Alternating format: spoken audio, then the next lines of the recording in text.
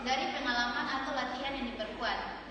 Belajar merupakan akibat adanya interaksi antara stimulus dan respon. Seseorang dianggap telah belajar sesuatu jika dapat menunjukkan perubahan perilakunya. Selanjutnya, pengertian pembelajaran. Pembelajaran secara umum diartikan sebagai upaya yang dilakukan untuk membantu seseorang atau sekelompok orang sedemikian rupa dengan maksud supaya di samping tercipta proses belajar juga, sekaligus supaya proses belajar menjadi lebih efisiensi dan efektif. Selanjutnya, pada tujuan belajar.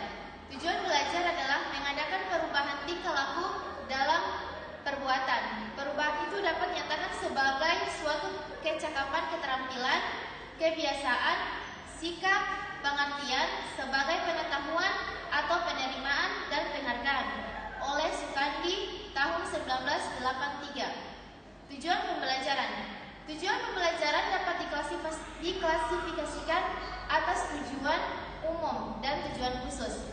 Tujuan umum adalah pernyataan umum tentang hasil pembelajaran yang diinginkan, yang mengacu pada struktur orientasi, sedangkan tujuan khusus adalah pernyataan khusus tentang hasil pembelajaran yang diinginkan, yang mengacu pada konstruk tertentu. Tahapan-tahapan pembelajaran ada 4. Yang pertama, tahap perencanaan atau plan. Yang kedua, tahap pelaksanaan atau do. Yang ketiga, tahap refleksi atau check. Yang keempat adalah tahap tindakan lanjut atau action. Ya, selanjutnya pembelajaran dalam promosi kesehatan. Siklus administrasi terbagi menjadi 3, yaitu perencanaan, implementasi, evaluasi.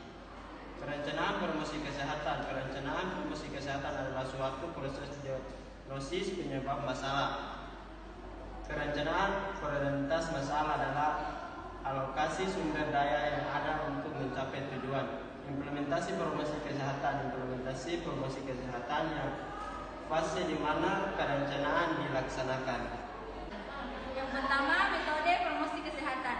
Pengertian metode adalah cara teratur atau sistematis yang digunakan untuk melaksanakan suatu pekerjaan agar tercapai tujuan sesuai dengan yang dikehendaki.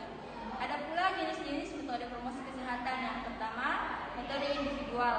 Yang kedua, metode kelompok. Dan yang ketiga, metode massa. Yang kedua, media promosi kesehatan. Pengertian media. Media adalah semua sarana atau upaya untuk menampilkan pesan informasi yang ingin disampaikan oleh komunikator sehingga sasaran dapat meningkatkan pengetahuannya yang akhirnya diharapkan dapat berubah perilakunya ke arah positif terhadap kesehatan. Ada tujuan dan peran media promosi kesehatan. Yang pertama, media dapat mempermudah penyampaian informasi. Yang kedua, dapat menghindari kesalahan persepsi. Yang ketiga, dapat memperjelas informasi. Yang keempat, dapat mempermudah pengertian. Yang kelima, dapat mengurangi komunikasi verbalistik. Yang keenam, dapat menampilkan objek yang tidak dapat ditangkap dengan mata. Dan yang ketujuh, media dapat memperlancar komunikasi. Jenis media promosi kesehatan. Yang pertama, media cetak. Yang kedua, media elektronik. Dan yang ketiga, media luar ruangan. Baik, media promosi kesehatan yang baik adalah media yang mampu memberikan informasi atau pesan-pesan kesehatan yang sesuai dengan tingkat penerimaan sasaran, sehingga sasaran mau dan mampu untuk mengubah perilaku sesuai dengan pesan yang disampaikan. Yang pertama, pesan adalah terjemahan dari tujuan komunikasi ke dalam ungkapan kata yang sesuai untuk sasaran. Yang kedua, pengembangan pesan memerlukan kemampuan ilmu komunikasi dan seni. Dan yang ketiga, menentukan posisi pesan atau positioning, yaitu strategi komunikasi untuk memasuki jendela otak konsumen agar produk atau perilaku yang diperkenalkan mempunyai arti tertentu. Pesan dalam media. Pesan yang disampaikan akan efektif jika memperhatikan hal-hal berikut. 1. Command attention. Kembangkan satu ide atau pesan yang menarik perhatian dan mudah diingat. 2. Clarify the message.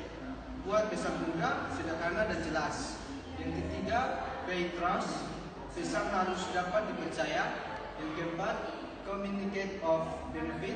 Komunikasikan keuntungan dalam tindakan.